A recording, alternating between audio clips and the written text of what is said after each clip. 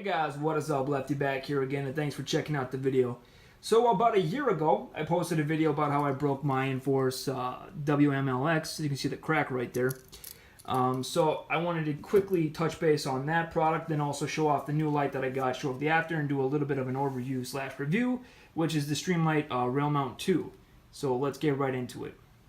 Alright, so if you've seen my original review, you know that I didn't drop it or break it intentionally or anything like this.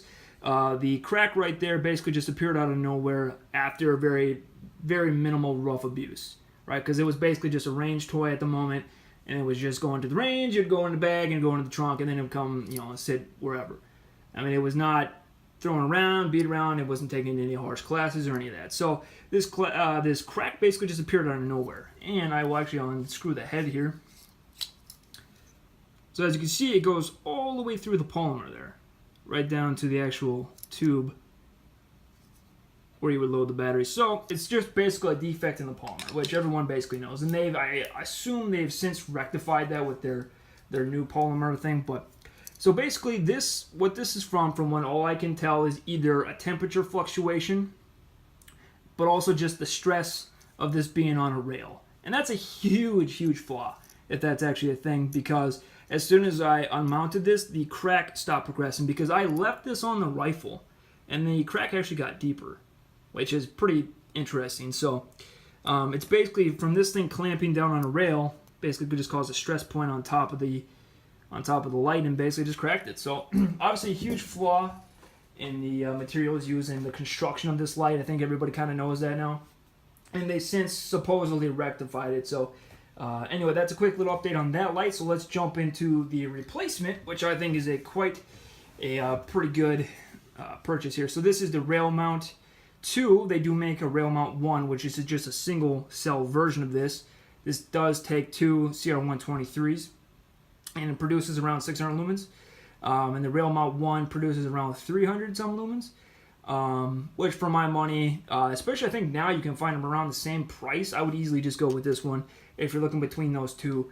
However, they do have a they have a Railmount X, I believe, which is around 1,000 lumens. I mean, I would easily go for that because I think it's around 20-30 bucks more, which this is around 100. So the HLX or whatever they call it would be 130. So for my money, I would definitely want more lumens, but that's just basically my preference.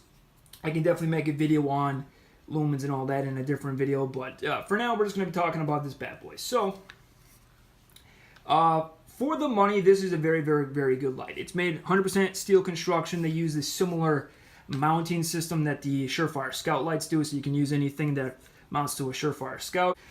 The tape switch does come with the light. I think it's pretty good for what it is. It is programmable too. The light, you can do the 10 touch mount or whatever they call it.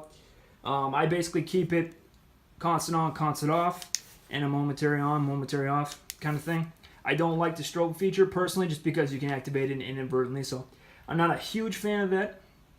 But I can see, you know, some people obviously will do like that.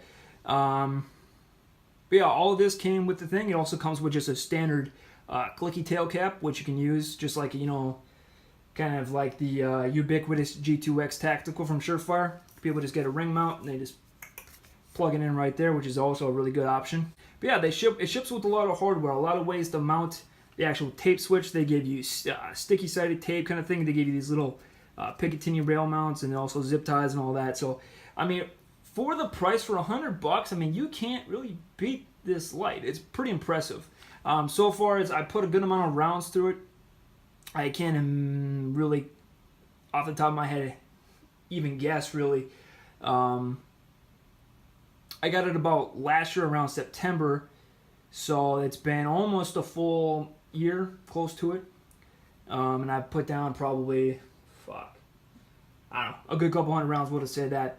Been also doing a lot of dry practice and all that stuff. So, I mean, it's gotten a good amount of rounds. I haven't shot my ARs, and quite a lot of times I'm more of an AK guy just because it's so cheap to shoot. But yeah, so far it's been good.